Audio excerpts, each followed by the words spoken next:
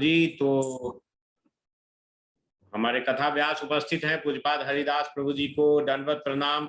और इस कथा में स्वागत है प्रभु जी। हम सब भक्त बहुत की उत्कंठा के साथ आपके श्रीमुख से भगवत कथा श्रवण करने के लिए इंतजार प्रतीक्षा कर रहे हैं। तो शुरू करें प्रभु जी। हरे कृष्णा। बलगिरिराज महाराज की जय। गुरवे गौरचंद्राय राधिकाय तदालये कृष्णाय कृष्ण भक्त्याय तद्भक्ताय नमो नमः विष्णुपादाय श्रीकेशव प्रियात्मने श्री श्रीमद्भक्ति वेदांत वामन इति नामिने नमः विष्णुपादाय आचार्य सिंहरूपिणे श्री श्रीमद्भक्ति प्रज्ञान केशव इति नामिने नमः विष्णुपादाय कृष्ण पृष्ठाय भूतले श्रीमती भक्ति सिद्धांत सरस्वती इति नामिने नमो गौरकिशोराय साक्षात् वैराग्यमूर्तये विप्रलम्बरशाम्बोधे पादाम्बुजयते नमः नमो भक्तिविनदाय सच्चिदानंद नामिनि गौरशक्ति स्वरूपाय रूपानुगरायते गौराभिर्वा भूमिस्तं निर्दिष्ट सज्जन प्रिय वैष्णव सार्वभौम श्री जगन्नाथयते नमः वाञ्छा कल्पतरुभ्यश्च कृपा सिन्धुभ्यैव च पतितानां पावनेभ्यो वैष्णवेभ्यो नमो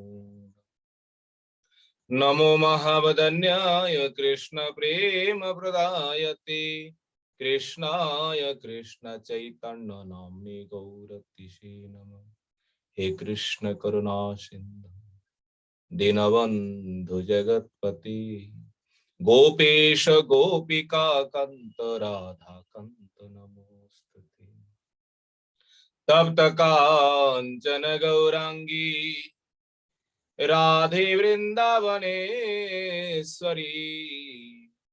वृषभानुसुते देवी प्रणमामि हरिप्रिये वृंदायै तुलसी देव्यै प्रियायै केशवस्य च कृष्ण भक्ति प्रदे देवी सत्यवती नमो नमः श्री कृष्ण चैतन्य प्रभु नित्यानंद श्री अद्वैत गदाधर श्रीवासादि गौर भक्त वृंद हरे कृष्ण कृष्ण कृष्ण हरे हरे हरे राम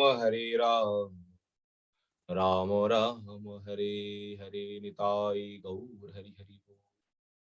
सर्वाग्रमुदे गुरुपाद पद्म जगत गुरु नितला विष्णुपाद अष्टो शत श्री श्री श्रीमद् भक्ति वेदांत श्री वामन गोस्वामी गुरु महाराज जी के चरण कमल में इदास अधम का स्वाष्टम दंडक प्रणाम। तत्पश्चात मदीय शिक्षा गुरुपाद पद्म परम पूजनीय परम वंदनीय श्री गोवर्धन बाबा जी महाराज जी के चरण कमल में इदास का दंडवत प्रणाम। समागत भक्त बिंद समागत मातृबिंद आप सबके चरणों में इदास अधम का यथा ये दंडवत प्रणाम। हम लोग भागवत कथा श्रवण कीर्तन करने का विशेष करके सौभाग्य मिले हैं। प्रथम स्कंद और प्रथम स्कंदों का आज अंतिम कथा है। विशेष करके आज हम लोग श्रवण करेंगे महाराज परीक्षित परम महाभागवत होते हुए भी आज ऋषियों के द्वारा अभिशाप प्राप्त करेंगे और अभिशाप प्राप्त होने के बाद भी महाराज परीक्षित वो जो अपराध जो है अपराध दूर करने के लिए महाराज परीक्षित ना तो कोई प्रायश्चित किया और ना तो उन ऋषियों के पास जाकर के क्षमा मांगे। मैंने जो घोर अपराध किया, महान वैष्णवों को चरणों में, ऋषियों के चरणों में, तो इसका ना तो कोई प्रायश्चित्त है और ना तो कोई उपाय है। तो उन दोष को तो, उन अपराध को तो भोगना ही ठीक है। इसी विचार के अनुसार महाराज परीक्षित फिर दोबारा ऋषियों के पास गए नहीं। ये जो कथा जो है आज हम लोग श्रवण करेंगे। शुद्धदेव गोस्वामी कहते हैं, महाराज सौनक, हे सौनक ऋषियों, परीक्षित महाराज जिस प्रकार प्रभावशाली है, क्षमताशाली है, इसका मूल कारण है भगवान की कृपा। देखिए, परीक्षित महाराज मातृ गर्भ में ही मृत हो गए थे। मृत्यु होने के बाद भी भगवान की अशेष कृपा से परीक्षित महाराज फिर दोबारा उन्होंने जीवित हो गए। ये परीक्षित महाराज भगवान का अत्यंत परम भक्त है, जो परम भक्त होकर भी आज परीक्षित महाराज जिस प्रकार अपना राज्यों का देखभाल और भगवान का सेवा कर रहे हैं, उसी प्रकार हम लोग श्रवण करेंगे। महाराज परीक्षित जिस दिन कली को उन्होंने पकड़ लिया, और कली को पकड़ने के बाद महाराज परीक्षित ने अनेक विचार किया। देखो, कली युग है, कली युग में उन लोगों के ऊपर कली का राजत्व है, कली का यथा प्रभाव है उन लोगों के ऊपर जो अज्ञानी है, भजन साधन से विमुख है। उन लोगों के ऊपर कली का ज्यादा प्रभाव है। जो अज्ञानी है, मूर्ख है, और विद्वान लोग जो है, ज्ञानी लोग जो है, भगवान के साधन भजन में जो लगे हुए हैं, ऐसे भक्तों के ऊपर कली का कोई महत्व नहीं है, कली का कोई प्रभाव नहीं है। महाराज परीक्षित देख रहा है तो कलिजुग, पर कली का दोष तो वही है। तो जैसे उदाहरण, जैसे आपके संसार में, आपके घर में एक शत्रु है, पर वो शत्रु का जो प्रभाव कहाँ है, केवल छोटे बच्चों के ऊपर, छोटा छोटा लोग जो है, जो बलहीन लोग जो है, उन लोगों के ऊपर कली, उन व्यक्तियों का प्रभाव है। जो बलशाली है, जो क्षमताशाली है, उनके पास उन व्यक्ति का कोई प्रभाव नहीं है। तो आप लोग क्या कहेंगे, अरे ये तो छोटे मोटे लोगों के लिए जो है, जो बलवान लोग हैं उन लोगों के लिए कोई दिक्कत है नहीं है, तो कोई बात नहीं, रहने दीजिए। परीक्षित महाराज ने यह भी विचार किया, कली युग में विशेष करके अगर अपने मन के द्वारा अगर आप पुण्य कर्म करेंगे, मन के द्वारा गुरु सेवा करेंगे, मन के द्वारा धाम की सेवा करेंगे, ये सब की सेवा फल पूर्ण रूप में आप सबको प्राप्त होंगे। पर कली युग में एक विशेष गुण है, अगर उसी मन के द्वारा आप पाप का चिंतन करेंगे, किसी दोष के लिए चिंतन करेंगे, बोले वो पाप कली युग में मन के द्वारा नहीं होता है। आपका मन उस पाप के लिए, असत कर्म के लिए, अगर मन में कोई स्मरण भी हो रहा है, चिंतन भी हो रहा है, पर वो पाप कली युगों के लिए छूट है। पर उसी मन के द्वारा भगवान के लिए कुछ चिंतन करेंगे, गुरु वैष्णव के लिए कुछ चिंतन करेंगे, दान ध्यानों के लिए कुछ चिंतन करेंगे, चिंतन मात्र से ही आप सबको फल मिल जाएगा।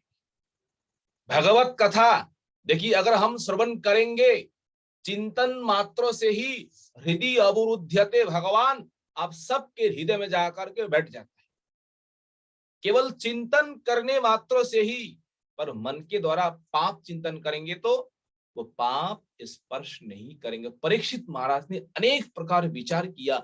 विचार करने के बाद देखा कली तो है, पर कली युग होने पर भी कुछ विशेष सुविधा भी है। इसलिए कली युग को परीक्षित महाराज ने वध नहीं किया, प्राणों से वध नहीं किया, कली युग को उन्होंने छोड़ दिया।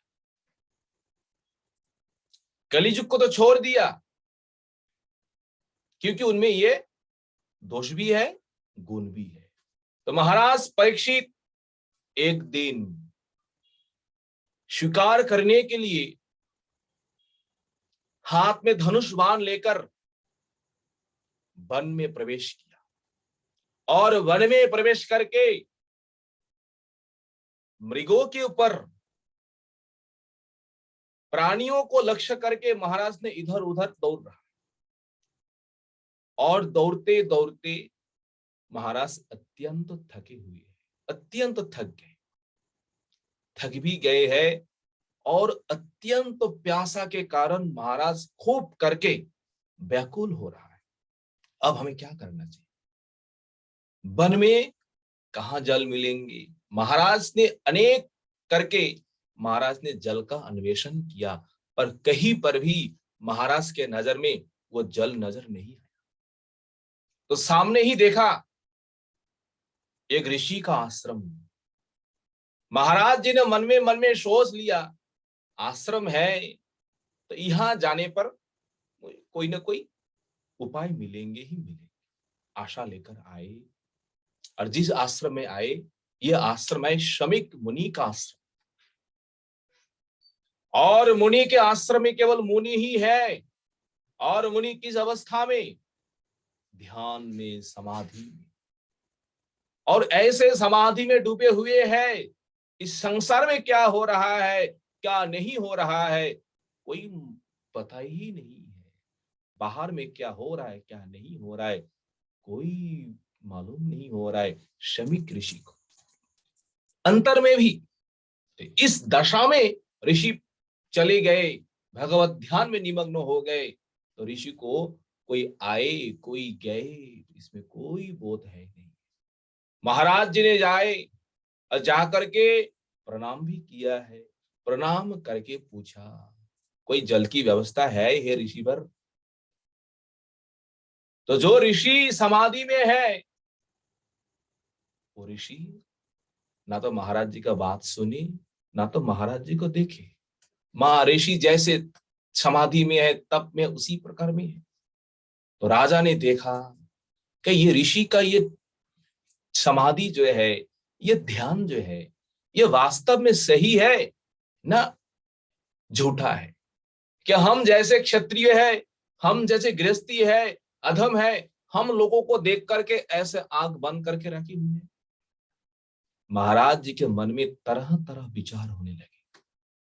देखिए ये विचार जो है अभूतपूर्व सुखदेव गोस्वामी वर्णन करेंगे।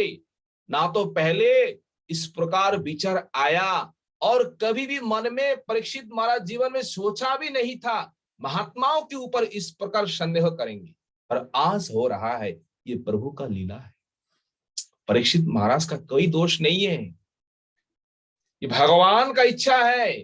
परीक्षित महाराज को उपलक्ष्य करके, मध्यम बना करके इस संसार में श्रीमद् भागवत का प्रकट कराएंगे, भागवत का आविर्भाव कराएंगे।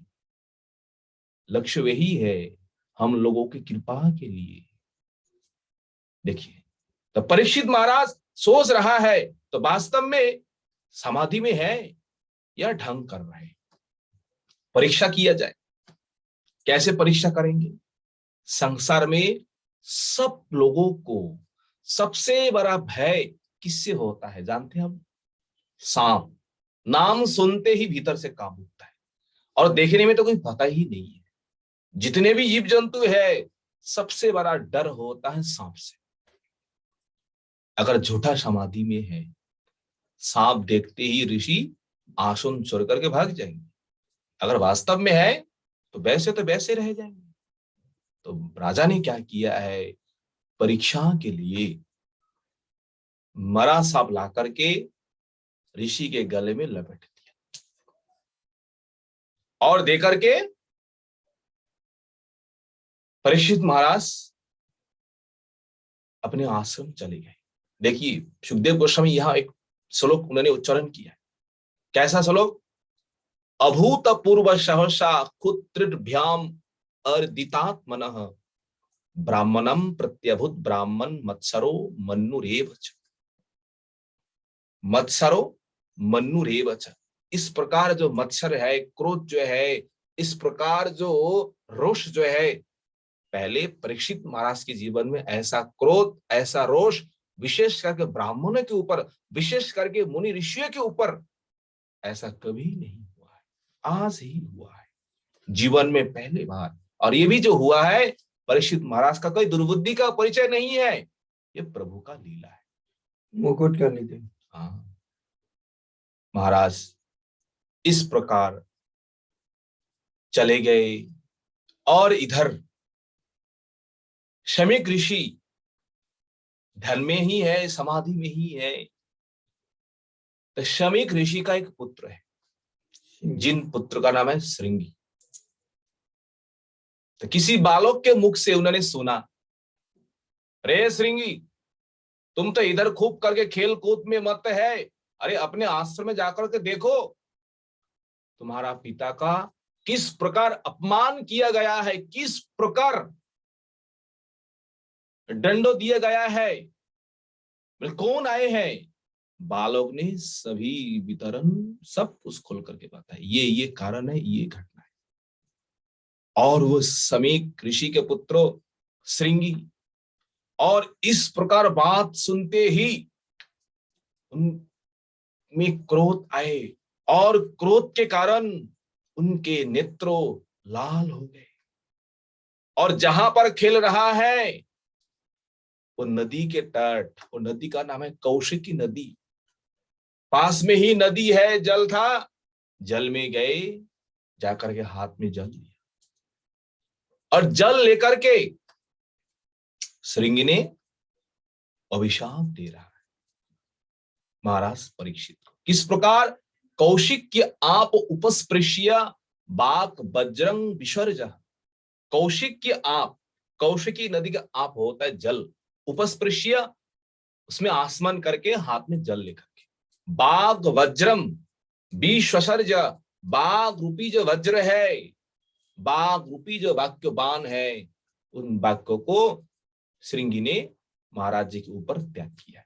इति लंघित मर्यादाम तक्षकः सप्तमे अहिनी दक्ष्यति स्म कुलंगारम चुदितो में तद्रुह।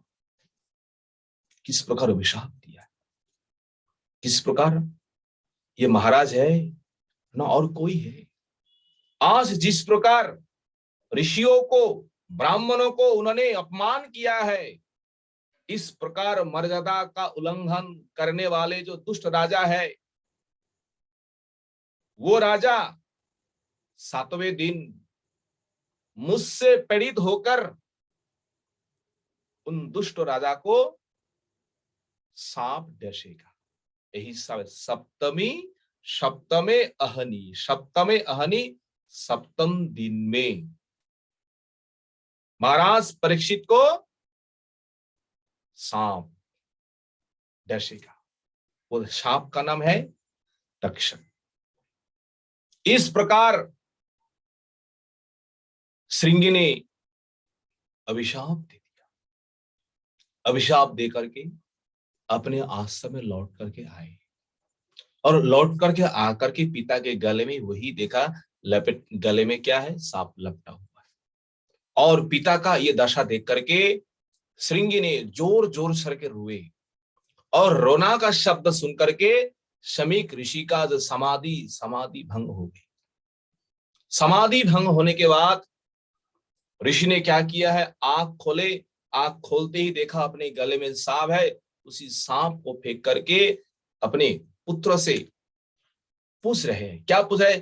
वत्स कस्मात् ही रोदिषि, हे पुत्रो किस कारण में तुम रो रहे हो?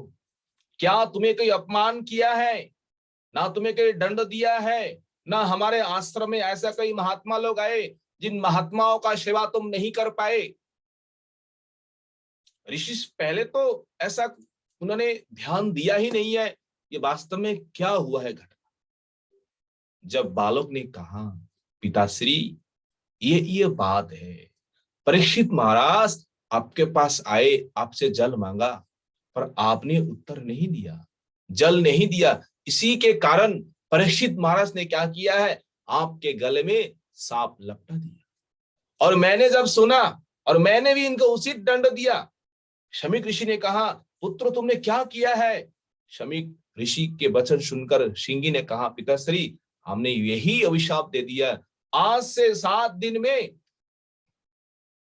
उन दुष्ट राजा सांप दंश के कारण मृत्यु हो जाएगी। देखिए जैसे ही सुना शमीक ऋषि अपने पुत्रों का बात जो है, कथा जो है, उस कथा को आदर नहीं कर पाए, उस कथा को बहुमानन किया नहीं है। शमीक ऋषि अत्यंत क्रोधित हो गए। देखिए अपने को किसी ने अपमान किया है, उसके कारण कोई क्रोध नहीं है, बेटा के लिए क्रोध हो रहा है, क्योंकि बेटा ने आज महान भागवत के चरणों में, भक्तों के चरणों में उन्होंने अपराध किया। और शमीक ऋषि कहते हैं अरे दुष्ट बालक, आज तुमने ऐसा क्या कर्म किया है, थोड़े से गलती के कारण तुमने आज इतना बड़ा भारी दंड दिया है। तुम जानते हो महाराज कौन होता है संसार में, जो हमें शासन कर रहा है, हम लोगों को पालन कर रहा है। ये राजा जो धार्मिक राजा है, ये भगवान विष्णु का ही अंश है। अगर भगवान विष्णु का अंश राजा है तो उन राजा को मानना है। अगर आज पृथ्वी में, राज्य में राज विहीन हो जाएंगे, इन राज्यों में, इन पृथ्वियों में चोरों का ही राज्य बन जाएंगे।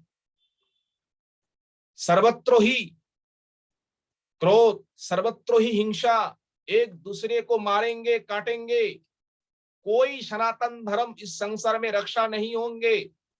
ऐसे ऐसे जो पाप होंगे, इन सभी पापों का भाग कहां जाएंगे। जो व्यक्ति ने उन धार्मिक राजा को वध किया है, वो सारा पाप उसी व्यक्ति के पास जाएंगे, और ये सभी पापों का भाग तुम्हें ही लेना पड़ेगा। शमीक ऋषि इस दोष को दूर करने के लिए अनेक उपाय उन्होंने ढूंढा, पर ऋषि के हिसाब में, ऋषि की बुद्धि में ऐसा कोई उपाय नहीं है जो परीक्षित महाराज को इस दोषों से बचा जाए। तो क्या करे, कहां जाए। शमीक ऋषि अत्यंत चिंतित हुए, अब क्या किया जाए, महाराज परीक्षित को किस प्रकार रक्षा किया जाए। शमीक ऋषि चिंतन करते करते एक ही उपाय उन्होंने ढूंढा। देखिए अगर जिस प्रकार श्रृंगी ने महाराज जी को अभिशाप दिया है, अगर महाराज सुनते ही अगर परीक्षित महाराज भी अभिशाप दे, तो दोनों का जो अपराध जो है वो दोनों अपराध दूर हो जाएंगे। ये विचार करने का थोड़ा विचार है, समय कैसे, जैसे एक वैष्णव किसी वैष्णव को निंदा किया है, अगर वो वैष्णव अगर उल्टा करके उन वैष्णवों का निंदा करे, तो दोनों का जो अपराध जो है, दोनों का अपराध वही क्षय हो जाएंगे। अगर कोई हमें प्रणाम करे और हम भी प्रणाम करें, तो दोनों प्रणाम कहां जाएंगे, भगवान के पास जाएंगे। तो उसी प्रकार अगर कोई अपराध करे और कोई व्यक्ति उनको भी अपराध करे, दोनों अपराध एक साथ नष्ट हो जाता है। पर ना तो परीक्षित ऐसे करके अभिशाप दिया है, ना तो ऐसे करके क्रोधित हुए हैं, तो ये दोष केवल पुत्रों में ही हुआ है। इसलिए इन दोषों से कैसे छुटकारा मिले, ना तो कोई प्रायश्चित है, ना तो कोई विधान है। शमीक ऋषि ने देखा है इन दोषों के लिए एकमात्र ही उपाय है भगवान का स्मरण। हम भगवान को स्मरण करेंगे उस समय अगर भगवान का स्मरण करके अगर भगवान का कृपा हो जाए, भगवान अगर शुभ दृष्टि करे, ये हो सकता है। नहीं तो वैष्णव अपराध होने पर, मुनि ऋषियों के चरणों में अपराध होने पर, वो अपराध कहीं पर क्षय नहीं होता है।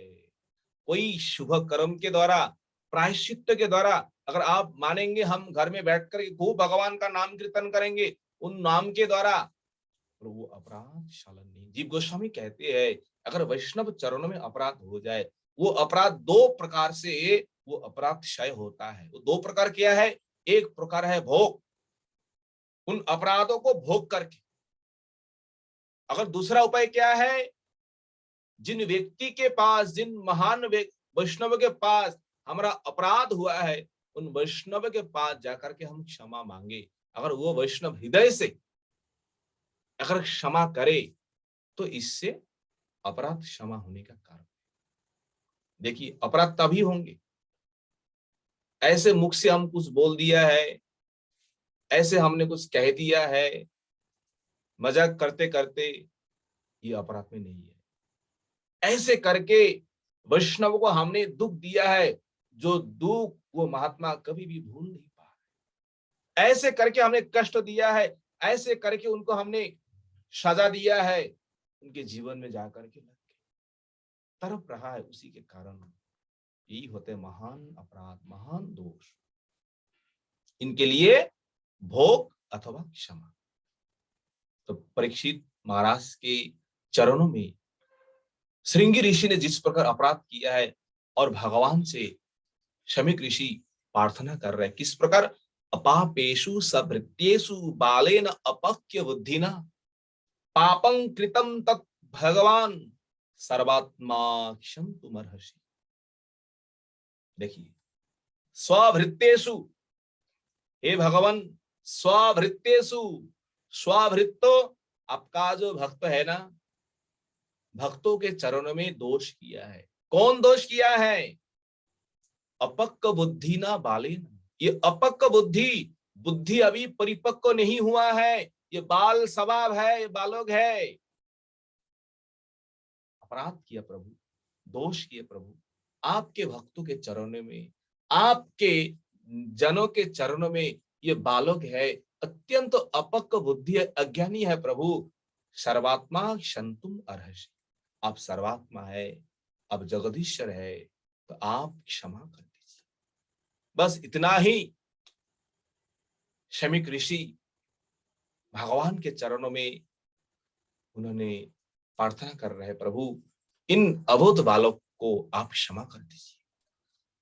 इधर तो ये हो रहा है शमीक ऋषि के आश्रमों में, और उधर परीक्षित महाराज के राजमहल में क्या हो रहा है वो भी सुनिए। जो राजा प्यास के लिए, भूखा के लिए आज वन में आकर के ऋषि के चरणों में ऐसे बड़ा अपराध किया है, और जैसे ही अपना महल गए, राजभवन में गए, राजभवन में जाकर महाराज परीक्षित अब सोच रहा है, क्या सोच रहा है? उनके मन में बड़ा पश्चाताप हुआ है, और बड़ा पश्चाताप होने के बाद परीक्षित महाराज ने विचार किया। क्या विचार किया है? मैंने दुर्जनों की भांति आज बड़ा निष्कर्म किया है, क्योंकि जो निरपराध मुनि है, उन मुनि के गले में मैंने सांप डाल के आए। ऐसा दोष, ऐसा पाप कर्म, ऐसे निष्कर्म पांडव कुल में अभी तक कोई किए नहीं है। पांडव कुल में केवल मैं ही किया है। मेरी क्या गति होगी हे प्रभु, मेरी क्या गति होगी? आप क्षमा कर दीजिए। परीक्षित महाराज इस प्रकार बोल रही है।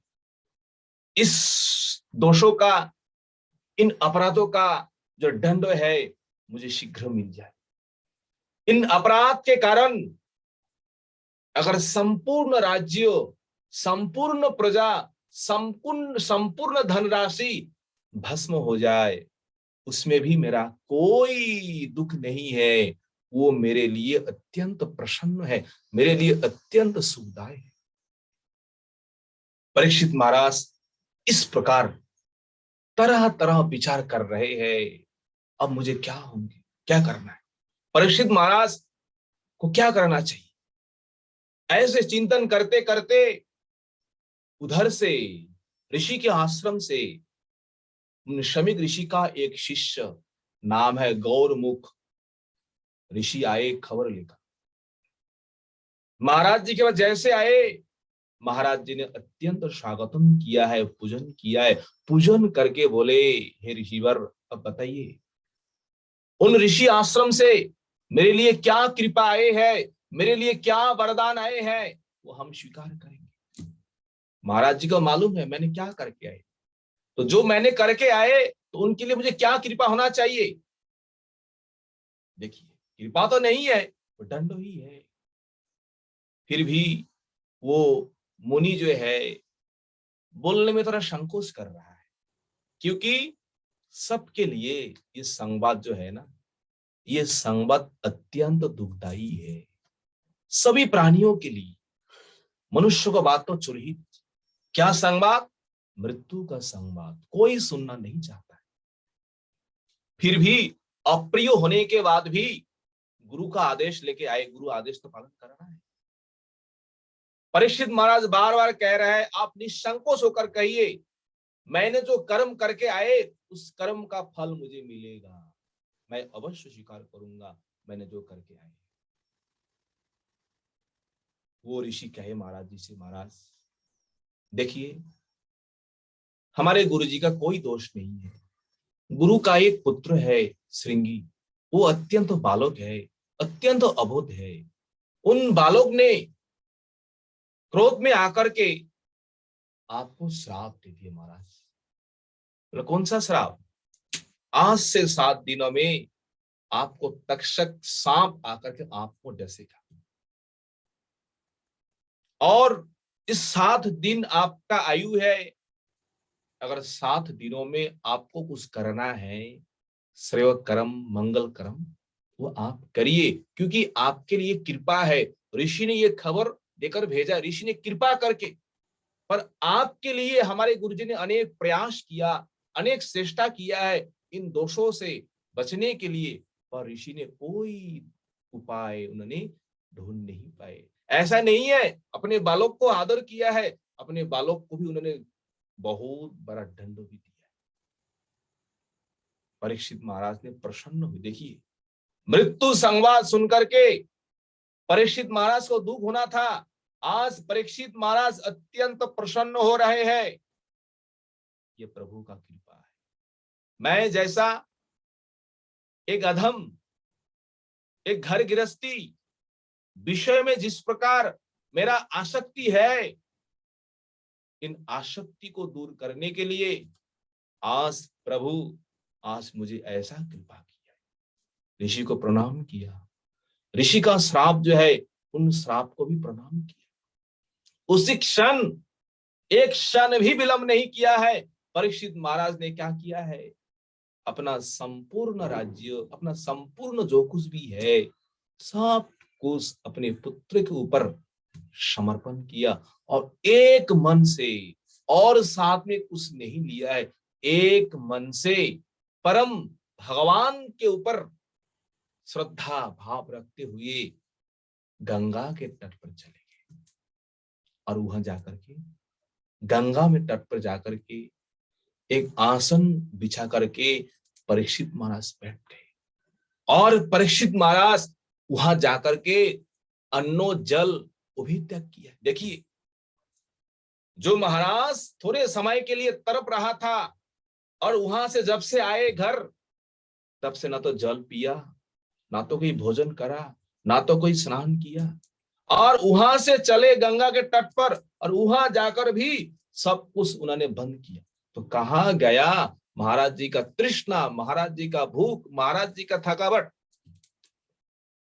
इसलिए पहले ही सुखदेव गोस्वामी ने कहा है, सोनक आदि ऋषियों से परीक्षित, सुत गोस्वामी ने ये जो कुछ भी है ये सब प्रभु का लीला है। और जैसे परीक्षित महाराज गंगा तट पर जाकर के सब कुछ आसक्ति सब कुछ छोड़ करके केवल एक मन से भगवान का ही चिंतन कर रहा है,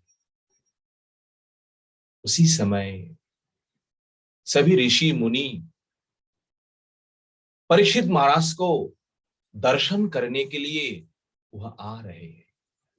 दर्शन करने के लिए सबके मन में एक आश्चर्य है, अरे परीक्षित, पांडव वंशों में ये परीक्षित, गर्भों में जिन परीक्षित को अश्वत्थामा के ब्रह्म अस्त्रों से भगवान ने बचाया, वो भी ब्राह्मणों का सांप, वो भी ब्रह्म अस्त्र है, और अंतिम समय ये भी ब्राह्मणों का श्राप। भगवान जरूर आएंगे, भगवान जरूर उद्धार करेंगे, भगवान जरूर कृपा करेंगे। तो भगवान किस प्रकार परीक्षित महाराज को कृपा करेंगे, किस प्रकार भगवान आएंगे, ये लीला हम दर्शन करेंगे। क्योंकि पहले तो दर्शन करने का सौभाग्य मिला ही नहीं है, और अंतिम समय ये भी आश्चर्य घटना है। तो भगवान की कृपा देखने के लिए सभी ऋषि सभी लोगों को पवित्र करते हुए अपने शिष्य प्रशिष्य के साथ वही गंगा तट पर आए। और जैसे आए, परीक्षित महाराज सबको सिर झुका करके चरण स्पर्श करके सबको प्रणाम किया, सबको व्यवस्था किया बैठने के लिए।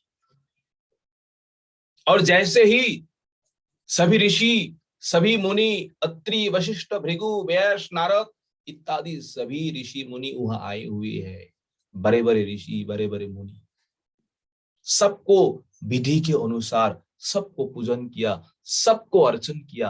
अर्चन करने के बाद आप परीक्षित महाराज कहने लगे, आज मैं धन्य हो गया, आप लोगों ने मुझ पर ऐसा कृपा किया है। वास्तव में शमीक पुत्रो श्रृंगी मुझे अभिशाप नहीं दिया, मुझे तो वरदान दिया है। देखिए भक्तों का भाव, भक्तों का चिंतन कैसा है। वो श्रृंगी ने मुझे अभिशाप नहीं दिया है, श्रृंगी मुझे परम वरदान दिया है। नहीं तो अंतिम समय, मृत्यु के समय सभी महात्माओं का दर्शन, मुनियों का दर्शन किसके भाग में होता है? ये ऋषि का ये वरदान है। देखिए आप लोगों के सानिध्य में और भगवती गंगा की गोद में अब इस समय मैं बैठा हूं, और अंतिम समय इससे बड़ा स्थान क्या हो सकता है? आप लोग सोचिए, मृत्यु के समय गंगा की तट हो, महात्माओं के निकट हो, इससे बड़ा भाग और संसार में कुछ है नहीं। परीक्षित महाराज अपने को धन्य मान रहा है, अपने को कृतार्थ मान रहा है। परीक्षित महाराज गदगद होकर यह भी कह रहा है, इस समय तक्षक आकर के मुझे डसे, मुझे कोई परवाह नहीं है, मुझे कोई चिंता नहीं है। हे भगवान, हे महात्माओं, आप लोग कृपा करके अंतिम समय मुझे भगवत कथा सुनाई। मरने का मुझे कोई चिंता नहीं है, ना तो कोई भूख है ना तो कोई प्यासा है। आप लोग केवल कृपा करके मुझे भगवत कथा सुनाई, यही मेरी आप महाजनों के चरणों में विनम्र प्रार्थना है। देखिए परीक्षित महाराज किस प्रकार ऋषियों के चरणों में कृपा कर रहे हैं, विनय कर रहे हैं। आप लोग ये कृपा करिए, मैं अपने कर्म के अनुसार कहीं पर जाऊं, जिस जुनी में भी जाऊं, उसी जुनी में भगवान के प्रति, भगवान के भक्तों प्रति मेरा अनुराग बने रहे। बस आप लोग कृपा करके वही वरदान दीजिए। क्या वरदान? अपने कर्म के अनुसार हम कहां भी जाए, भगवान को नहीं भूलना चाहिए, और भगवान के भक्तों को इन दोनों में हमारा अनुराग रहे। यही सबसे बड़ा शास्त्रों का विधि है, उपदेश है। भगवान को कभी भी नहीं भूलना है, ये विधि है। सभी शास्त्रों का वही विधि है, विधान है। और निषेध क्या है? भगवान को कभी भी भूलना नहीं चाहिए, ये है निषेध। आप लोग मुझे यही कृपा करिए, मुझे और कोई कामना, मुझे और कोई वासना नहीं है। आप लोग कृपा करके वही वरदान दीजिए। जैसे ही परीक्षित महाराज गदगद होकर के ऋषियों के चरण में इस प्रकार प्रार्थना करने लगे, उसी समय आकाश से पुष्प वृष्टि होने लगी, आकाश में दुंदुबिया बजने लगी। देखो, प्रशंसा कर रहा है। ऐसा मति, ऐसा भाव मृत्यु के समय ये होना अत्यंत असंभव है। ऋषियों ने, मुनियों ने प्रसन्न होकर महाराज जी से कहा, परीक्षित महाराज जी से क्या कहा है?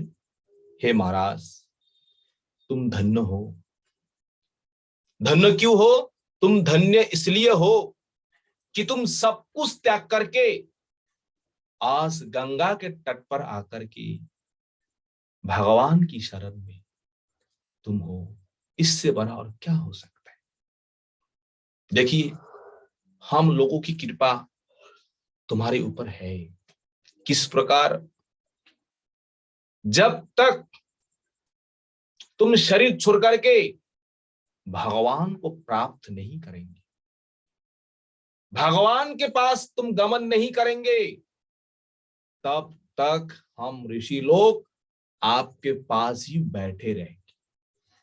कितना बड़ा वरदान! देखो, जब तक तुम्हारा भगवत प्राप्ति ना होए, तब तक हम ऋषि लोग यही आपके सामने हम बैठे रहे।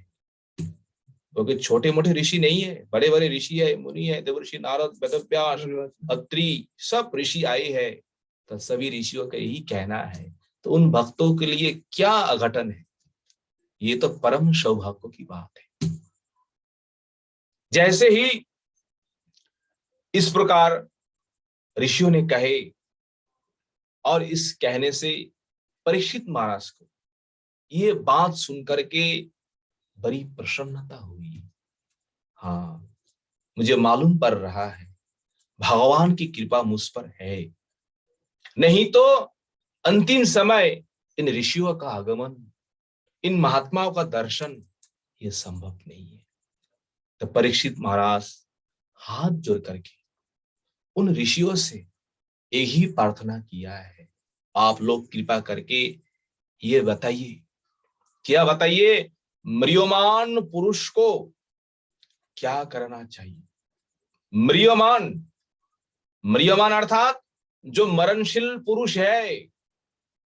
अब बताइए, संसार में कौन मरेगा नहीं है? जो जो जन्म हुए हैं सबको एक दिन मरना ही पड़ेगा। तो मरणशील पुरुष को, पुरुष अर्थात जीव, पुरुष केवल पुरुष जाति को नहीं है, बोले स्त्री जाति को नहीं कहा है, नहीं, पुरुष शब्द का अर्थ है जीव। सभी जीवों का जो इस संसार में आगमन है, शरीर प्राप्ति जो है, ये शरीर तो एक दिन हम छोड़ ही देंगे, छोड़ना ही पड़ेगा। तो जो शरीर को छोड़ना पड़ेगा, तो उन व्यक्तियों के लिए, उन जीवों के लिए सर्वदा क्या करना चाहिए? परीक्षित महाराज का ये ऋषियों के चरण में ये परम प्रश्न है। ऋषियों ने, अनेक ऋषि है, अनेक ऋषियों का अनेक मत है, एक एक ऋषियों का एक एक मत स्थापना किए है। किसी ने ऋषि कहा, महाराज आप 7 दिन में आप यज्ञ करिए, यज्ञों के द्वारा आप विष्णु लोक प्राप्त करेंगे। किसी ने कहा, महाराज आप योग करिए, योगों के द्वारा आपका मुक्ति होगी। किसी ने कहा, महाराज तप करिए, किसी ने कहा दान करिए, किसी ने कहा ध्यान करिए। पृथक पृथक मुनियों का जो ये उपदेश है, वो ऋषि कह रहा है मेरा आदेश ठीक है, ये ऋषि कह रहा है मेरा आदेश ठीक है, और आदेश को लेकर ऋषियों के बीच में विवाद हो गए। अब किसको छोड़े, किसको पकड़े? कौन विधान को परीक्षित महाराज पालन करे, उन विधान को परीक्षित महाराज त्याग करें। परीक्षित महाराज को बड़ा आश्चर्य हुआ, इस संकट काल में अब मुझे क्या करना चाहिए? ऐसा कौन सा उपदेश मेरे लिए है जो उपदेश सर्वमान्य है? ऐसा कौन सा आदेश है जिन आदेश पालन करके मैं अपना परम गति को, लक्ष्य को प्राप्त तो करेंगे? ऐसे जब भगवान के शरणापन्न हुए परीक्षित महाराज, उसी समय व्यास पुत्र सुखदेव जी इसी पृथ्वी पर भ्रमण करते हुए सहसा, देखिए सहसा अर्थात हठात, ना तो कोई संजोग है ना तो कोई खबर है, सहसा वहां आकर के उपस्थित। ये सहसा जो है, ये हठात जो है, इन ऋषियों का, वैष्णवों का आगमन, वैष्णवों का साथ दर्शन साक्षात, ये केवल भगवत कृपा है, ये केवल भगवान की अनुकंपा है। भगवत कृपा छोड़ करके ये सहसा जो हठात जो है, ये कभी भी आगमन आपके पास नहीं हो सकता है। ये भगवान का परम कृपा है। उसी कृपा के अनुसार सुखदेव गोस्वामी वह आ पहुंचे। उस समय सुखदेव गोस्वामी का आयु 16 वर्ष की अवस्था थी और अंग प्रत्यंग अत्यंत सुंदर थे। मधुर हास्य और उनका चलन, उनका गमन क्या कहे, अवधूत वेश, दिगंबर धारी, ऐसे वेश देख करके, ऐसा रूप देख करके, ऐसा चलन देख करके गांव के जो अज्ञानी लोग जो है ना, विशेष करके बच्चा जो लोग है ना, बच्चा लोग पीछे पड़ गए, अरे ये पागल नंगा धरंगा बाबा कहां से आ गए? और ये रूप, ये जो उनका सौंदर्य, उस समय उन कामनियों को, उन स्त्रियों को मन हर ली थी। ऐसा रूप, ऐसा सौंदर्य, इस प्रकार सभी लोगों को पवित्र करते हुए सुखदेव गोस्वामी महाराज जी के सभा में आकर के प्रवेश किया। और जैसे सभा में आकर के प्रवेश किया, देखिए ऋषि के तेज से, ऋषि के प्रभाव से वहां पर जितने ही ऋषियों मुनियों बैठे हुए हैं, सभी ऋषि उठ करके एक साथ हाथ जोड़ करके स्वागतम किया। महाराज परीक्षित ने समझ गया ये सबका गुरु है। महाराज परीक्षित तुरंत आसन दिला करके बैठा करके जो कुछ सेवा करना है, जो कुछ विधिवत पूजन करना है, उन्होंने सब कुछ किया है। और दर्शन करके परीक्षित महाराज अत्यंत गदगद हुए और गदगद होकर के बोले, हे भगवान, आज मेरा कुल, मेरा जन्म आज सार्थक हुआ है। आप जैसे महात्माओं का दर्शन, आप जैसे महान भक्तों का दर्शन जिनके जीवन में होता है, उनका जीवन, उनका कुल, सब कुछ सार्थक होता है, सब कुछ सार्थक होता है। आज मुझे मालूम पड़ रहा है भगवान कृपा करके आपको भेजा गया है, अन्यथा मृत्यु के समय आप लोगों की दर्शन ये अत्यंत दुर्लभ है। हाथ जोड़ करके परीक्षित महाराज सुखदेव गोस्वामी के चरणों में वही प्रश्न किए हैं। क्या प्रश्न किए हैं? अंतिम में है, अतः पृच्छामि संसिद्धिम योगिनां परमं गुरुं पुरुषेष्यो यत्कार्यं म्रियमानस्य सर्वथा। अतः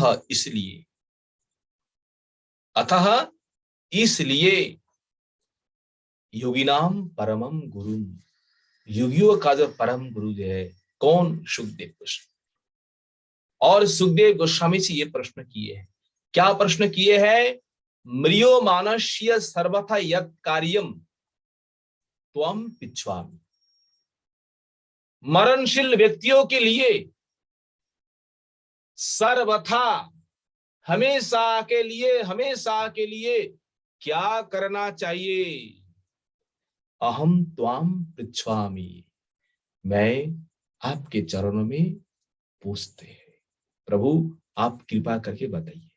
देखिए अंतिम समय हम लोगों को क्या करना चाहिए, अंतिम समय हम लोगों को क्या कर्तव्य है। अनेक ऋषियों का अनेक मत है, संसार में अनेक लोग हैं, पर भागवत क्या कहते हैं देखिए। अंतिम समय हमें क्या स्मरण करना चाहिए, अंतिम समय हमें क्या कीर्तन करना चाहिए। कहते हैं यत् श्रोतव्य अथो जप्यम यत् कर्तव्यम नृभि प्रभो स्मर्तव्यम भजनीयम वा ब्रूहि यद्वा विपर्जय। यत् श्रोतव्यम अथो, इस समय हमें क्या सुनना चाहिए। यत् श्रोतव्यम, मृत्यु के समय हमें क्या जप करना चाहिए। यत् कर्तव्यम नृभि प्रभो, हे प्रभु हमें क्या करना चाहिए। यत् स्मर्तव्यम, हमें क्या स्मरण करना चाहिए, किसका भजन करना चाहिए। और एक बात है यद्वा विपर्जयम, ये तो विधि है, ये हमें करना ही चाहिए। किस प्रकार भगवान का भजन करना है, किस प्रकार प्रभु का सेवा करना है, किस प्रकार प्रभु का शरण करना है, स्मरण करना है।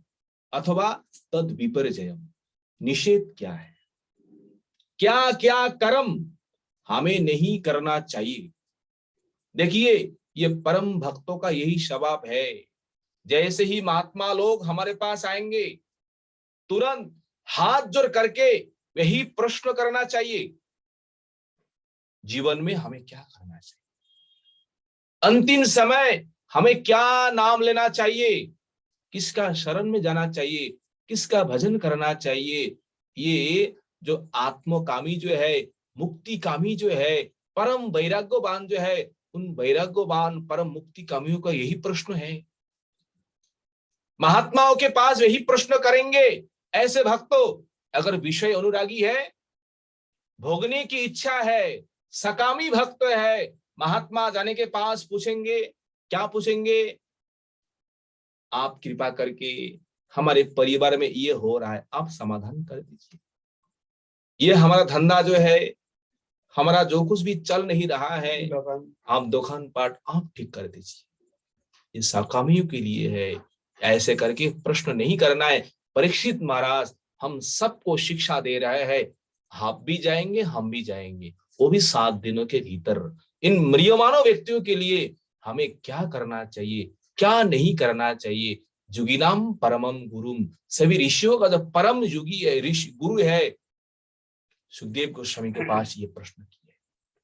देखिए ये प्रश्न का उत्तर एकमात्र सदगुरु, एकमात्र सद वैष्णव ही दे सकते हैं। इसलिए हमें वैष्णव के पास जाकर के, वैष्णवों के निकट में जाकर के यही प्रश्न करना चाहिए, मैं कौन हूं, इस संसार में मैं किस लिए आया हूं, और जो मैं कर रहा हूं इसका परिणाम क्या है, इसका फल क्या है। अपनी मुक्ति के लिए, अपने कल्याण के लिए वैष्णव के पास जाकर के प्रश्न करना है, और इसी प्रश्न के द्वारा ही हम सबकी कल्याण होगी। अगर ये प्रश्न नहीं करेंगे तो कभी भी हमारा कल्याण नहीं होगा। धन पाने के लिए, सुख पाने के लिए अगर हम वैष्णव के पास जाकर के प्रश्न करेंगे तो वैष्णव ठाकुर भी अंतर्जामी है, वैष्णव ठाकुर भी सब कुछ जानते हैं, वो भी हमें वंचना करके हमें दूर ले जाएंगे, क्योंकि ये सकामी है, इनमें कृपा करने का कोई योग्यता नहीं। इसलिए प्रश्न किया है, अतः पिच्छामि संसिद्धिम योगिनां परमं गुरुम पुरुषेष्येह यत् कार्यं म्रियमाणस्य सर्वथा यत् श्रोतव्यमथो जप्यं यत् कर्तव्यं नृभिः प्रभो यत् स्मर्तव्यं भजनीयं वा ब्रूहि यत् वा विपर्ययः। ये विधि क्या है, निषेध क्या है।